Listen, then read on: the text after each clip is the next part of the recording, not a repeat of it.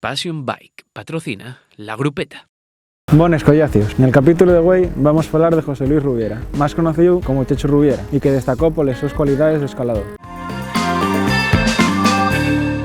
Entamó a formarse aquí, nas escuelas ciclistas de les Mestres de Xixón hasta la edad de cadete, e dende aquí iba a empezar a mellorar les súas cualidades para acabar fichando pol filial del equipo Banesto, lo que anguaño conocemos como equipo Movistar. Entró nel mundo del ciclismo profesional nel año 1995 col equipo RTH, lo que después, nel 1996, iba a ser Kelme. Nel año 1997 entaman a llegar les primeras victorias y ya que en este año ganó la etapa reina del Giro de Italia. A más de ello, algamó la 10ª posición en la clasificación general de esta misma carrera.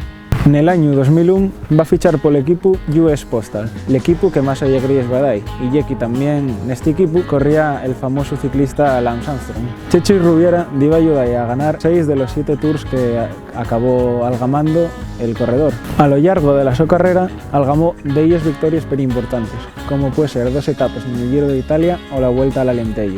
Además, la su mejor posición en una gran vuelta fue en el año 1999, na que algamó la 6ª posición na Vuelta a España, al igual que en el Giro de Italia, como ya contara en el año 1997. Anguaño trabaja como seleccionador del Principado de Asturias. Además, como reconocencia, la cima Cotobelli tiene como nombre Cima Chechu Rubiera. Espero que vos prestare esta biografía del corredor más laureado de Xixón. Vémonos na siguiente entrega.